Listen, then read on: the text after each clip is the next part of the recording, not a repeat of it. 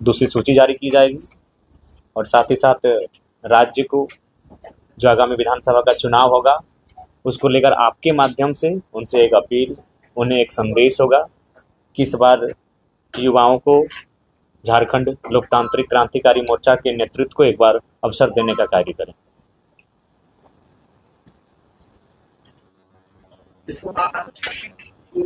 जी, आज सबसे पहले मांडर विधानसभा जो शेड्यूल ट्राइब के लिए आरक्षित है, रांची जिला और साउथ छोटा नागपुर का पार्ट है। गुना भगत जी वहाँ के प्रत्याशी हैं। टुंडी विधानसभा जो कि चर्चित विधानसभा है, चूँकि वो विधानसभा मेरी है लेकिन डुमरी मेरा डिमांड हुआ तो उसके लिए जो डुमरी के चर्चित नेता हैं मोतीलाल महतो जी, उन्हें टुंडी शिफ्ट किया गया है। सीट को एक्सचेंज कर सकते हैं। धनवार से राजदेश रतन जी हैं जो गिरिडीह जिला का है। मोतीलाल महतो जो हमारे पार्टी के बड़ी उपाध्यक्ष हैं और हाँ, और विगत और मोतीलाल महतो, जयराम महतो के बाद अगर पार्टी को किसी ने सींचने और संवारने का कार्य किया है तो मोतीलाल महतो जी ने किया है। और मेरा भी एक नैतिक जिम्मेवारी था कि अगर हम डुमरी आ रहे हैं, डुमरी की जनता ने मुझे डिमांड किया है, तो टुंडी विधानसभा मोतीलाल महतो जी के लिए। धनवार से राजदेश रतन जी होंगे। हाँ, राजदेश धनवार कोडरमा, हाँ राजदेश रतन। कोडरमा से हमारे पार्टी के और एक नामी चेहरे, बड़े नेता कह सकते हैं, पार्टी के उपाध्यक्ष आंदोलनकारी छात्र नेता मनोज यादव जी होंगे। बरी से कृष्णा यादव जी हमारे प्रत्याशी हैं। बरकट्ठा से महेंद्र प्रसाद मंडल जी हमारे प्रत्याशी हैं। हजारीबाग सदर से बरकट्ठा से महेंद्र प्रसाद मंडल, हजारीबाग सदर से उदय कुमार मेहता जी हमारे प्रत्याशी हैं।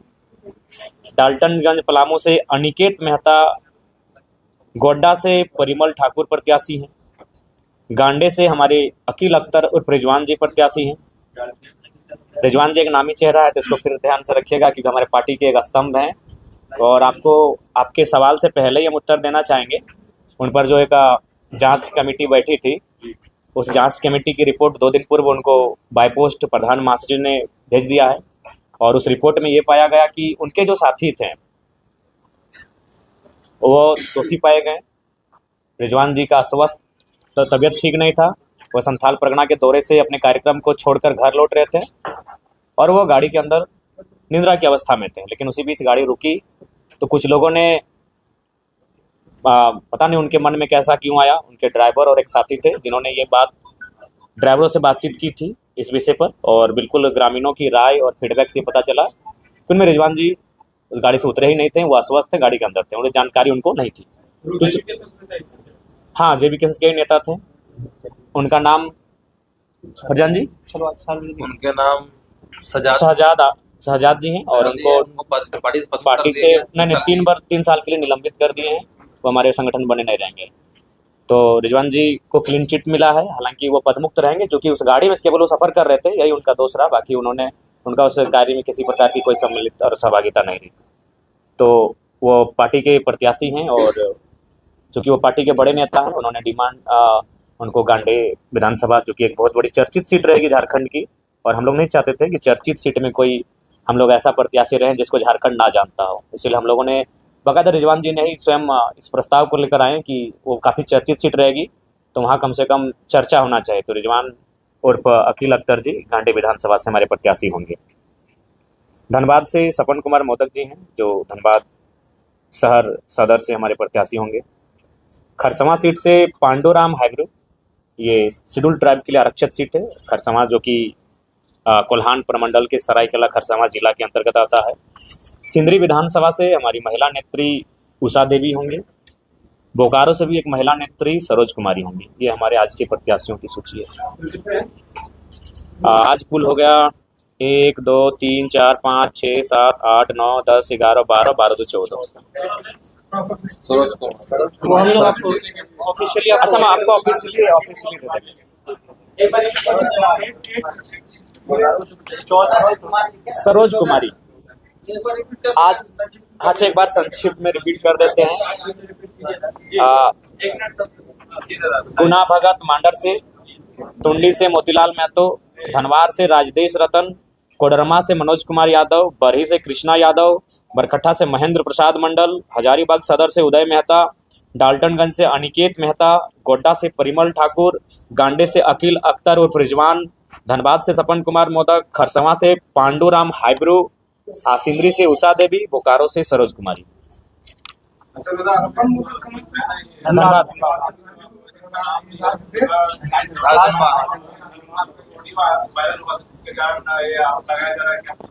जी महोदय एक बार सवाल को रिपीट कीजिए। हाँ उषा देवी।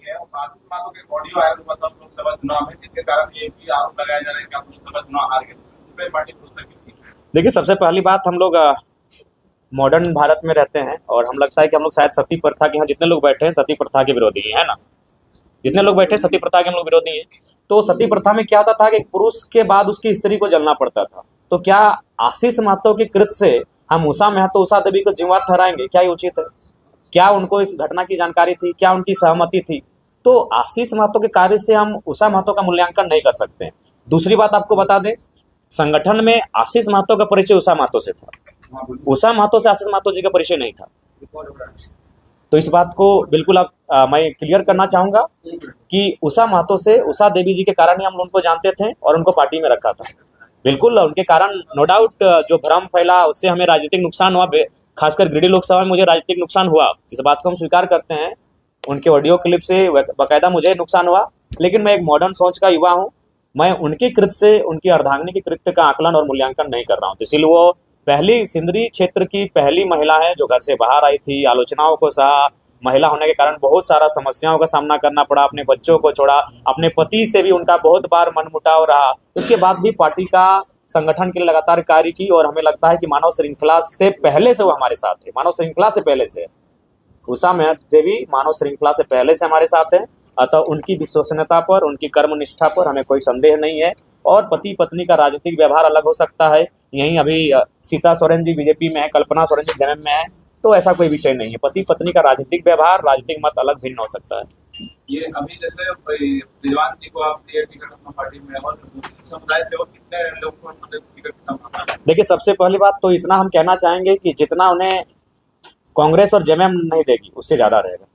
कांग्रेस और जेएमएम से मुस्लिम समुदाय को जेएलके में ज्यादा टिकट देगी। मोतीलाल जी को जो नामचीन चेहरा उसको टुंडी, देखिए टुंडी में हम लोग बहुत ज्यादा वोट लेके आए हैं और कहीं ना कहीं टुंडी हम लोग एक बेहतरीन सीट है, इस सीट को हम लोग आगे भी बेहतर करेंगे। और जहाँ तक मोतीलाल जी का प्रश्न है, वो पार्टी के दूसरे नामचीन चेहरे हैं जिन्होंने लगातार 2.5 सालों से, पौने 3 सालों से संगठन को सींचा है, गांव-गांव गए, मेहनत किए हैं।